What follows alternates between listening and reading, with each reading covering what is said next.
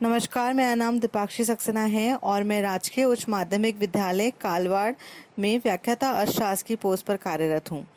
आज हम class 12 economics का चैप्टर फर्स्ट इंट्रोडक्शन परिचय पढ़ेंगे, जिसके अंतर्गत हम अध्ययन करेंगे कि अर्थशास्त्र किसे कहते हैं, अर्थशास्त्र शब्द का सर्वप्रथम प्रयोग किसने किया था, अर्थशास्त्र को कितनी शाखाओं में बांटा गया है, विभिन्न अर्थशास्त्रियों द्वारा अर्थशास्त्र की क्या परिभाषाएं दी गई हैं, केंद्रीय समस्याएं किसे कहते हैं, इनके क्या हल हैं, अलग अलग अर्थव्यवस्थाओं में किस कारण से ये उत्पन्न होती हैं और उत्पादन संभावना वक्र किसे कहते हैं। तो आइए शुरू करते हैं।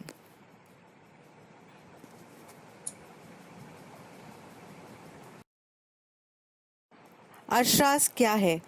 अर्थशास्त्र दो शब्दों से मिलकर बना है, अर्थ और शास्त्र। अर्थ का मतलब होता है पैसा और शास्त्र का मतलब होता है विज्ञान। तो हम एक सिंपल टर्म में कह सकते हैं कि पैसों के विज्ञान को ही अर्थशास्त्र कहते हैं। अर्थशास्त्र शब्द का सर्वप्रथम प्रयोग एडम स्मिथ के द्वारा उनकी पुस्तक वेल्थ ऑफ नेशन में 1776 में किया गया था। उन्होंने बताया कि अर्थशास्त्र पैसों का विज्ञान होता है और इसलिए इनकी परिभाषा को हम धन संबंधी परिभाषा भी कहते हैं। रैगनर फ्रिश ने आर्थिक क्रियाओं के आधार पर अर्थशास्त्र को दो शाखाओं में बांटा, व्यष्टि अर्थशास्त्र और समष्टि अर्थशास्त्र। व्यष्टि अर्थशास्त्र जैसे नाम से प्रतीत हो रहा है, व्यष्टि का मतलब होता है छोटा और समष्टि का मतलब होता है बड़ा।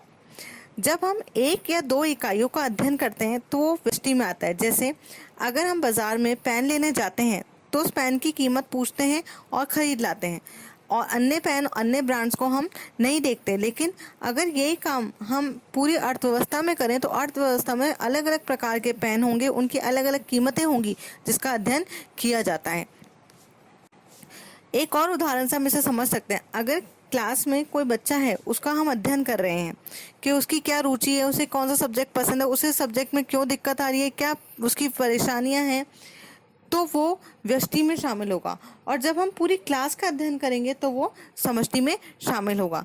तो हम ये कह सकते हैं व्यष्टि अर्थशास्त्र अर्थशास्त्र की वह शाखा होती है जिसमें एक या दो इकाइयों का अध्ययन किया जाता है। जैसे एक वस्तु की कीमत, एक फर्म के द्वारा किया गया उत्पादन, एक मजदूर की मजदूरी। समष्टि अर्थशास्त्र अर्थशास्त्र की वह शाखा होती है जिसमें हम समस्त इकाई अध्ययन करते हैं, जैसे कुल कीमत स्तर, अर्थव्यवस्था के मजदूरों की मजदूरी, कुल उत्पादन, राष्ट्रीय आय, पूर्ण रोजगार इत्यादि। रैगनर फ्रिश को 1933 में इसके लिए नोबेल पुरस्कार से सम्मानित किया गया था।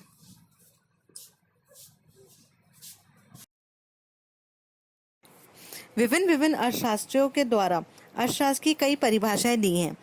सबसे पहले हम पढ़ेंगे एडम स्मिथ की परिभाषा। एडम स्मिथ, जो कि अर्थशास्त्र के जनक भी कहलाते हैं, उन्होंने जो परिभाषा दी, उनकी परिभाषा धन संबंधी परिभाषा कहलाती है। उन्होंने कहा अर्थशास्त्र धन का अध्ययन है, धन के बारे में जो अध्ययन करे वो अर्थशास्त्र होता है। मार्शल ने कहा कि नहीं, अर्थशास्त्र मानव के कल्याण के बारे में अध्ययन करता है। तीसरे थे रॉबिन्स। रॉबिन्स ने कहा, रॉबिन्स की परिभाषा को दुर्बलता की परिभाषा भी कहा जाता है। उन्होंने कहा कि हमारी आवश्यकताएं तो असीमित होती हैं, लेकिन हमारे संसाधन सीमित हैं। उन दोनों के बीच में जो सामंजस्य है उसका अध्ययन ही अर्थशास्त्र कहलाता है। नेक्स्ट हम पढ़ते हैं सैमुअलसन की परिभाषा, जिसे आधुनिक परिभाषा के रूप में भी जाना जाता है। उनकी परिभाषा विकास से संबंधित थी। उन्होंने कहा कि अर्थशास्त्र अध्ययन करता है एक सतत विकास की, कि एक पीढ़ी के विकास ऐसा होना चाहिए जो एक पीढ़ी के साथ साथ आने वाली भविष्य में जितनी भी पीढ़ियां हैं उनको लाभान्वित कर सके।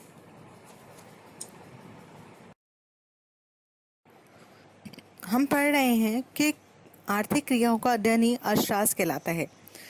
तो पहले हम ये जान लेते हैं कि क्रियाएं किसे कहते हैं। क्रियाएं वह होती हैं जो एक अर्थव्यवस्था को एक सुचारू तरीके से चलने के लिए एक प्लेटफॉर्म प्रोवाइड करती हैं, उन्हें हम क्रियाएं कहते हैं। क्रियाओं को दो भागों में बांटा गया है। पहले होती हैं गैर आर्थिक क्रियाएं और दूसरी होती हैं आर्थिक क्रियाएं। जैसे कि नाम से ही पता चल रहा है, गैर आर्थिक क्रियाएं वे क्रियाएं होती हैं जिनका उद्देश्य पैसा कमाना नहीं होता, जैसे सूर्य का प्रकाश, बारिश का पानी इत्यादि। आर्थिक क्रियाएं वे क्रियाएं होती हैं जिनका उद्देश्य पैसा कमाना होता है, जैसे चिकित्सक के द्वारा दिया गया इलाज, अध्यापक के द्वारा कराया गया स्कूलों में अध्ययन इत्यादि। हम ये कहते हैं कि आर्थिक क्रियाओं का अध्ययन ही अर्थशास्त्र कहलाता है। तो ये आर्थिक क्रियाएं जो अर्थशास्त्र को एक सुचारू रूप से चलाती हैं, वो कौन कौन सी होती हैं, तो हम पढ़ेंगे कि ऐसी 4 आर्थिक क्रियाएं होती हैं। पहली उपभोग, दूसरी उत्पादन, तीसरी वितरण और चौथी विनिमय। लेकिन आधुनिक काल में अब 4 की जगह 5 आर्थिक क्रियाएं हो गई हैं, जिसे हम आगे नेक्स्ट स्लाइड में अध्ययन करेंगे। हमने पढ़ा कि आर्थिक क्रियाएं पहले 4 होती थीं, लेकिन आधुनिक काल में अब आर्थिक क्रियाएं 5 होती हैं। पहला उपभोग, दूसरा उत्पादन, तीसरा वितरण, चौथा विनिमय और पांचवा राजस्व। जब हम अपनी आवश्यकताओं की पूर्ति करने के लिए जिन वस्तुओं और सेवाओं का उपभोग करते हैं, उससे जो हमें उपयोगिता प्राप्त होती है, जो संतुष्टि प्राप्त होती है, उसे हम उपभोग कहते हैं।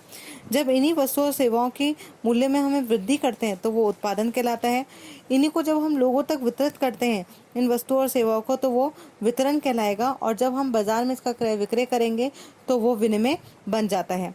इन सभी क्रियाओं को शामिल कर जो कर और व्यय खर्च होता है, जो ऋण लगता है, उन सबको हम अगर शामिल कर दें एक साथ तो वो राजस्व बन जाता है। आज के लिए बस इतना ही।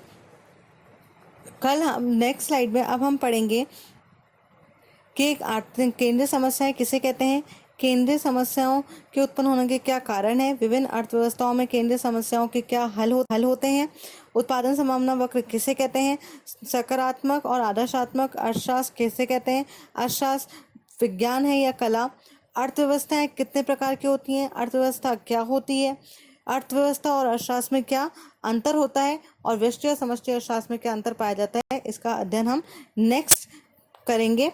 तो जब तक के लिए नमस्कार। घर पे रहें, पढ़ते रहें, सुरक्षित रहें।